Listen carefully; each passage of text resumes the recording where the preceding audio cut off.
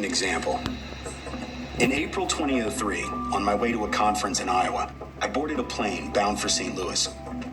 As I walked down the jet bridge that morning, I glanced in and saw something I'd never seen in all my years of air travel. Not one, but two black pilots at the controls of the plane. Now you'd think this would be a welcome sight to me, and after reflection it was, but that wasn't my initial reaction. Sadly, my first thought was more along the lines of, all right, now everybody, get in crash position. oh God, can these two guys really fly this plane? Now, don't get me wrong, just as quickly as that thought came into my head, I was able to defeat it. I knew instantly that such a thought was absurd, but in that moment, I was beholden to my conditioning. And I'd been conditioned no less than anyone else to see people of color and automatically assume they aren't as qualified as a white person. Neuroscientists and psychologists have been studying this phenomena for decades. They call it implicit or unconscious racial bias.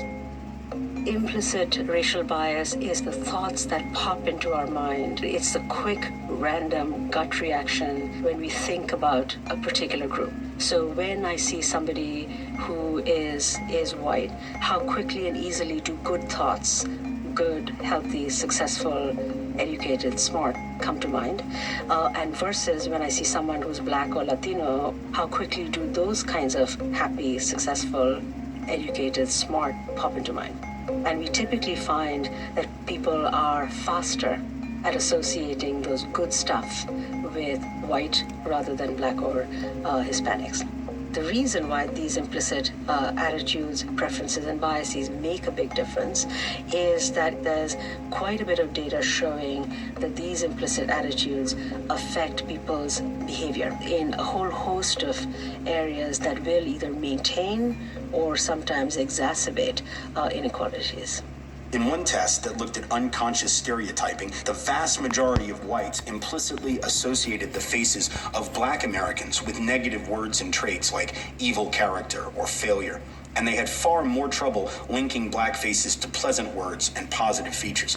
A rough estimate is that 75% of people who are non-black tend to show some degree of implicit preference for whites over blacks.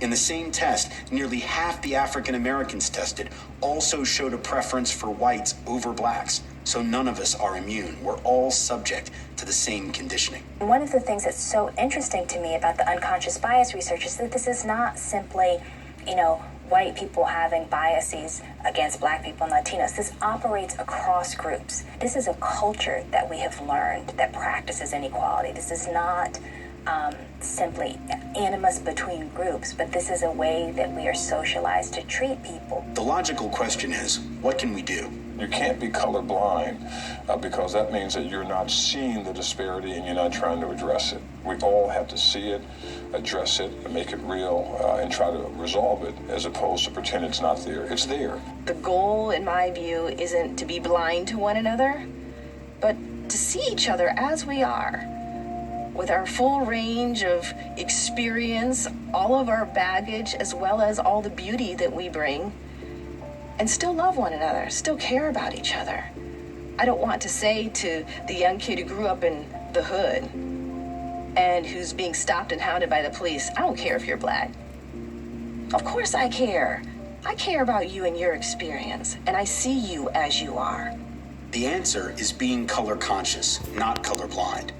It means confronting the truth about race and racism in this country, and it means asking the tough, honest questions about how the history of racism in America continues to shape the present.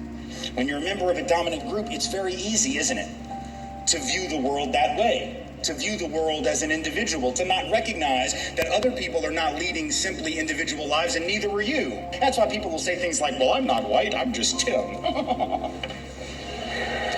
I'm just an individual. I'm just an American. Why can't we just all be? Why can't you drop the hyphen? Because it's not your hyphen to drop, Jack. That's why. In other words, we need to have an awareness about how racism, racial conditioning, and prejudice have affected us as white folks. Unless we get a hold of that, we'll continue to go down the path of privilege and racism and inequality rather than connecting to a very different tradition in our own history. A tradition of white allyship, a tradition of white anti-racism. In addition to the typically pathetic way our history books address the contributions of people of color, very rarely is much attention paid to the average, everyday white folks who stood up and opposed injustice. People like Will Campbell. Advanced units are already on duty on the grounds of Central High School.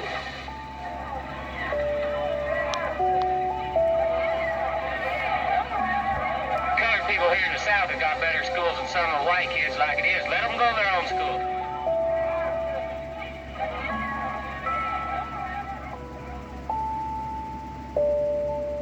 Imagine how different the racial dialogue might feel for us if we knew of those white folks who opposed enslavement, who opposed segregation. Jeremiah Everts, John Fee, Helen Hunt Jackson, Sarah and Angelina Grimke, Robert Flanoy, Matilda Gage, Lydia Child. How helpful might it be for lessening our anxiety as whites and allowing us to embrace the multiracial future of America if we knew about the history of white anti-racism?